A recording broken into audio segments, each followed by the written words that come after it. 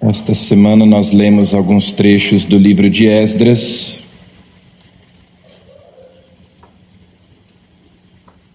Sobre a reconstrução da cidade de Jerusalém e do templo após o retorno do exílio da Babilônia. E hoje nós lemos esse trecho do livro do profeta Ageu, que, como foi mencionado lá no início do livro de Esdras, exerceu o seu ministério nessa época da reconstrução. E essa profecia de Ageu se refere justamente a isso. As pessoas estavam reconstruindo suas casas, vivendo suas vidas, e a casa do Senhor, o templo de Deus, em ruínas. Então, Deus diz pela boca do profeta Ageu: este povo diz: ainda não chegou o momento de edificar a casa do Senhor. Acaso para vós é tempo de morardes em casas revestidas de ladris, enquanto esta casa está em ruínas? Então Deus diz que, apesar de todo o trabalho, apesar de todo o esforço deles, eles trabalham muito, semeiam muito e colhem pouco. Porque na verdade eles estão colocando em primeiro lugar as suas próprias necessidades, não os direitos de Deus, não estão amando a Deus sobre todas as coisas, como o próprio Jesus nos ensina no Evangelho: buscai em primeiro lugar o reino de Deus e a sua justiça, e tudo mais vos será acrescentado. E aqui eles estavam fazendo justamente o contrário. Deixemos a casa de Deus em ruínas, enquanto nós reconstruímos, e não apenas reconstruímos, mas enfeitamos as nossas casas, cuidamos de nós mesmos, das nossas coisas, enquanto as coisas de Deus ficam em segundo plano. E o profeta Ageu diz: é por isso que vocês trabalham, plantam muito, semeiam muito, mas colhem pouco. Como diz o Salmo: se o Senhor não edificar a casa, em vão trabalharão os seus construtores.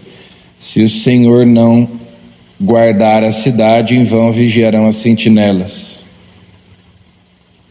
Então, apesar de todo o trabalho, apesar de todo o empenho,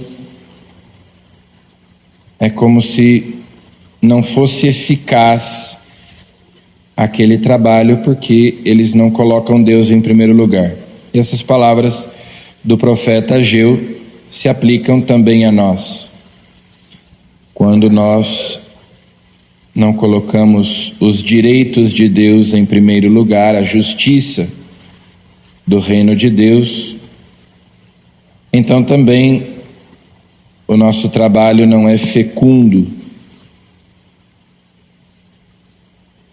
não produz fruto o labor de nossas mãos. Quando nós colocamos em primeiro lugar a honra de Deus, a glória de Deus, então tudo mais nos é acrescentado. Foi o que Jesus nos ensinou no Pai Nosso. Nós pedimos em primeiro lugar que o nome de Deus seja santificado, que venha a nós o seu reino, que seja feita a sua vontade. Depois é que nós pedimos o pão de cada dia, o perdão das ofensas, que Ele nos livre do mal, que Ele não nos deixe cair em tentação. Em primeiro lugar, a glória de Deus, os direitos de Deus, o nome, o reino de Deus, Depois, como consequência, Ele nos dá aquilo de que nós precisamos. Por isso é que, de uma maneira muito prática, se nós não temos tempo para a oração, se nós não dedicamos tempo à oração porque somos muito ocupados e temos tantas coisas para fazer, então, de fato, não nos sobra tempo para nada.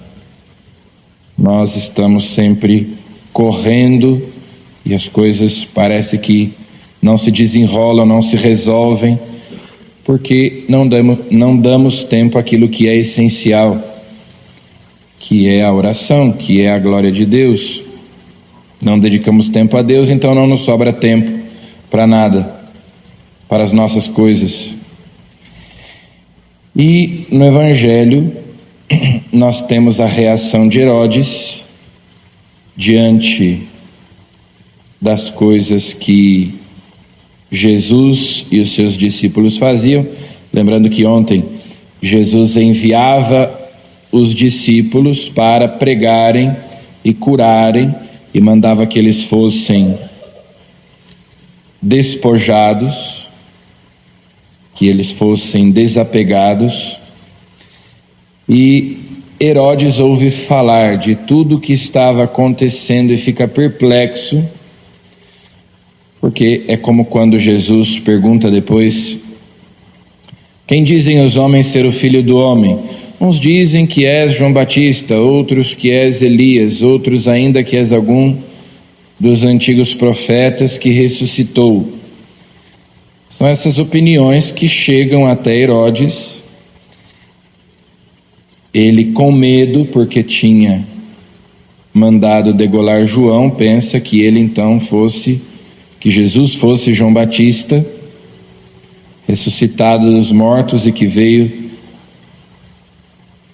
para se vingar dele.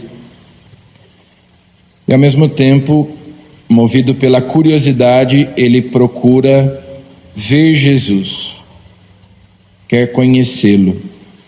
No entanto, trata-se de mera curiosidade.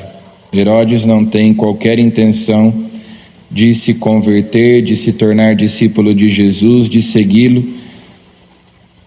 Ele apenas está curioso. Como hoje também, muitas pessoas, movidas pela curiosidade, procuram milagres. Quando se diz que em algum lugar acontece uma aparição de Nossa Senhora, algum fenômeno sobrenatural, as pessoas procuram encontros de cura e libertação, milagres. Quantas pessoas vão à Aparecida e, no entanto, não frequentam as missas na comunidade que fica na rua da própria casa. Então as pessoas buscam, movidas pela curiosidade, esses fenômenos sobrenaturais, milagres, curas, mas sem o interesse de conhecer Jesus para segui-lo, para amá-lo, para entregarem a ele as suas vidas, como Herodes. É por isso que quando Jesus esteve diante de Herodes, Herodes teve a oportunidade de conhecer Jesus durante o seu julgamento, o seu processo. Jesus ficou calado, Jesus não disse nada, uma única palavra, porque Jesus sabia que nada do que ele dissesse seria capaz de converter o coração de Herodes. Enquanto Jesus está lá, dizendo palavras duras aos fariseus, aos mestres da lei, chamando-os de raça de víboras, de sepulcros caiados. Bom, se Jesus diz essas coisas para eles, é porque Jesus tem a esperança de que as suas palavras possam comovê-los e convertê-los. Existe alguma chance, existe alguma oportunidade de eles escutarem e mudarem de vida. Agora, quando Deus se cala, Quando ele não diz nada, como fez diante de Herodes, é porque infelizmente o coração daquela pessoa está tão endurecido que Deus já não diz nada. Então, assim também nós devemos procurar Jesus, não por outros motivos a não ser pelo desejo de conhecê-lo e de amá-lo e de servi-lo, de nos tornarmos seus discípulos, de darmos a Ele a nossa vida. Não por outros motivos mesquinhos, egoístas, mas pelo desejo de darmos a Ele o nosso coração. E é por isso que nós viemos aqui, é por isso que nós escutamos a sua palavra, mesmo que a sua palavra às vezes seja incômoda para nós, porque é palavra de salvação e nós estamos dispostos a ouvi-la, mesmo que seja uma correção do Senhor. Que essa palavra então, nos ferindo, também nos cure. Amém.